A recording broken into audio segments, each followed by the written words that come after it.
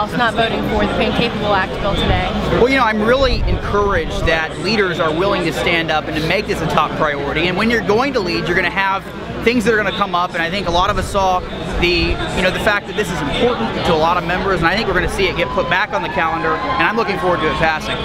So, say it goes through the House and through the Senate, then we're up against a veto. What do you think is going to happen moving forward? You know, I'm excited to have it out there where members can vote on it. We have a lot of people who've expressed interest in saying this is where we stand, and I think it's fair for every single one of them to get the opportunity to vote on it. And when it goes to the president's desk, he'll ultimately be left with that choice. And I hope he sides with the American people, 60% or more of which say they believe that abortion at 5 months in a pregnancy is too far. So I think we have to stand up for those unborn children and making sure that they have a voice too. All I know is I'm so disappointed in the GOP. They say they're for life, yet they have an opportunity to do something, and they don't. I'm a conservative. I'm registered Republican, but I don't know where their heart is, the Republicans. Where's the heart? So if you could say something to your congressional representative about this bill, what would you say to encourage them? Get your act together and vote for the babies. The babies are dying by the millions. And if you ever witnessed abortion, which I never had, I think you would think twice. You wouldn't even think about not voting for this act. We've got to end abortion, or we're going to lose our country.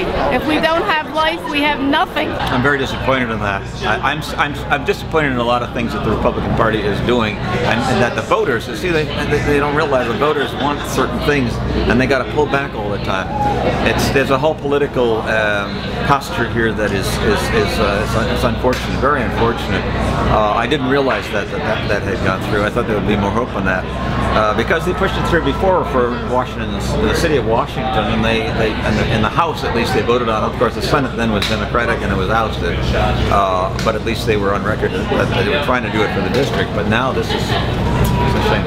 I think they need to be bold. You know, don't hide behind any beliefs. Don't hide.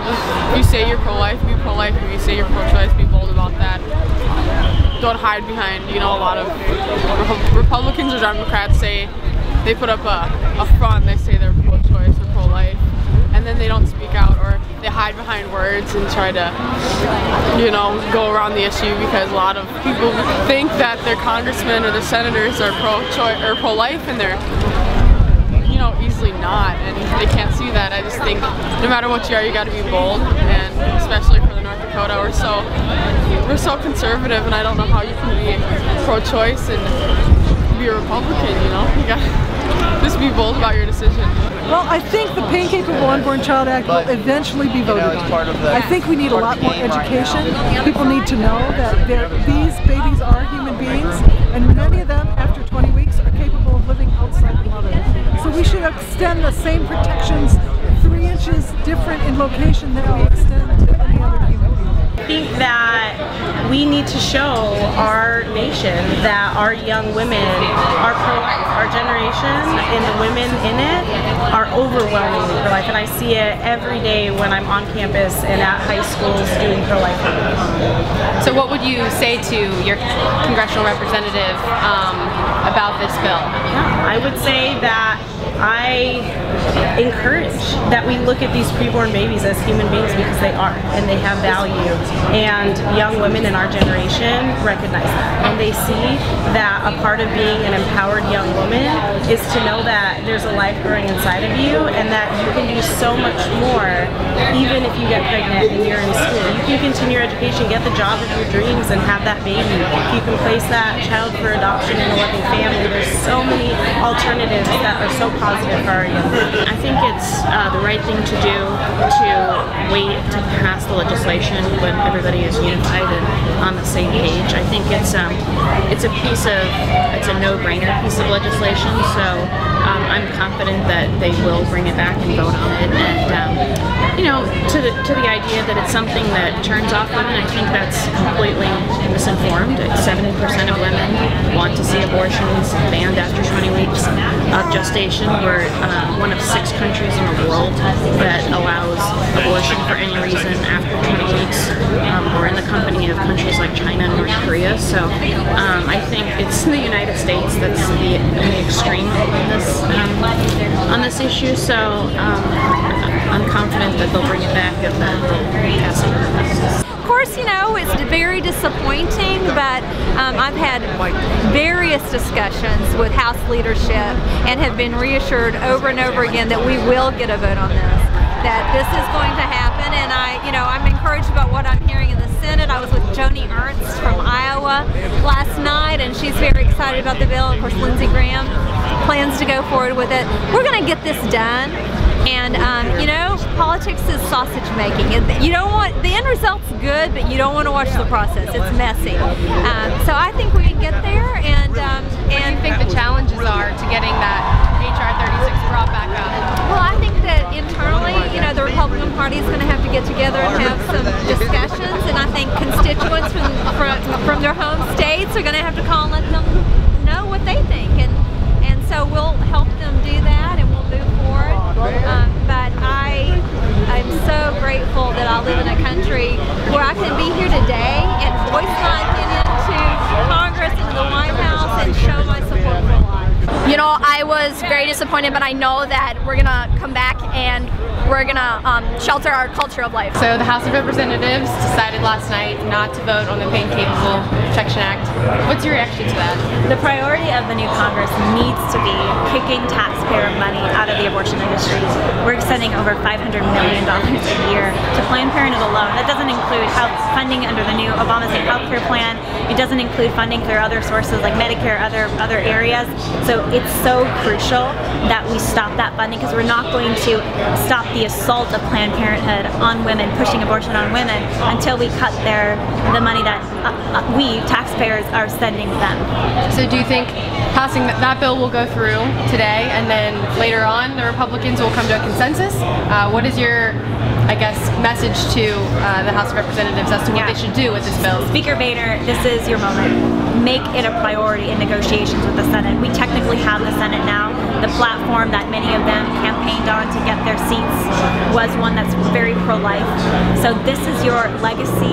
This is your moment, Speaker Boehner, and on the Senate side, the new Senate leader, this is our time to stop this extreme human rights abuse addition of money being poured into the biggest abortion chain. I'm here representing a mother who I have 4 children born out of incest and rape, and I chose to raise my children, and I love them dearly, and they are beautiful additions to society and to human race, and I can't imagine how my life would have been if I would have aborted them.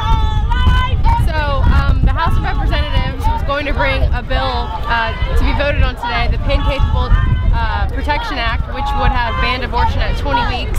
They decided not to vote on that today. What is your reaction to that? Honestly, the first word that came to my mind is wow. Wow, I'm not really sure. It takes a little more time to kind of process that. So they banned abortion after 20 weeks. They would have. But they decided not to. Wow. I mean, that's sad. That's sad. I think, a life is a life way before 20 weeks. So for them to decide to, not sign the ban of abortion after 20 weeks, I'm like, you have a very formed baby. And even though we don't know if, like, some people believe that the soul is in the child and therefore it's not live, we don't know that. And at 20 weeks, the baby's too old. I think they will vote on it. I think it might be done this particular minute, but they will vote on it. I have confidence. Eventually, yeah. What do you wish to tell your Congress representatives? I think we need to realize that women who have had abortions and are hearing about this legislation are realizing and questioning now how much pain did it cause our child, especially women like Nancy Cruiser, who's going to be giving testimony up at the rally. She had her abortion at 5 months. So for her and for many women, the question now becomes, oh my gosh, not only was the abortion horrendous, but now I'm finding out that there was pain involved for the child. So we need to recognize that this legislation is having an impact on the women who have had abortions during that time. And then recognizing the fact that if we're going to end abortion, let's at least put some boundaries and begin this process. Yeah. Now also too, the campaign itself, we do not take a position on any particular law. Our policy really is to make abortion unthinkable choice for any woman in an unexpected pregnancy. We want to make them aware of all the help that is out there. There's close to 3,000 pregnancy help centers nationwide, and there's only about 600 freestanding abortion clinics left. So we want to really get the message out, not to go down this road like these other ladies did. It's a dead end.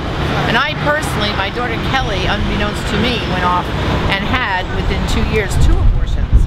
Hid it from me until a year or so later when she came and told me what she had done. We went through an abortion recovery program. So even though I've been active in the pro-life movement, I've told my daughters you can always come to me, she just didn't want to disappoint her mom. And she thought she could hide that abortion until it was spinning her life out of control to the point where she wanted help and told me, and we went on an abortion recovery program. So this is part of the healing the shockwaves of abortion. I'm affected as a grandmother who lost 2 grandchildren to abortion because of my daughter Kelly, feeling that I don't want to shame my family and my mom by saying that, you know, I'm pregnant now out of wedlock, and so therefore she went and did what, you know, I would never wanted her to do. So we want to really reach out to bring these people to healing. I mean, it's disappointing. It's very disappointing. I know for me, I love America, but there's not much. And I have faith in our congressmen and stuff. I believe in the virtue and that they're still human and possess that deep in their hearts. But when things like this happen, it's a good reminder that my ultimate faith is in Jesus Christ, and especially in His Blessed Mother Mary, who will save everything. So I have complete faith in that, no matter what the outcome is of something like that. Yeah, it's a temptation to go in despair a little bit when you see your Congress not seeing human beings as human beings, you know, as their dignity they have. But Isaac's right; it gives us hope to know that, you know, Jesus is here with us and knows where we're at, and He's going to get us through this. So we'll keep marching. We'll keep defending our place here. That for the ones that can't defend their place. Yeah.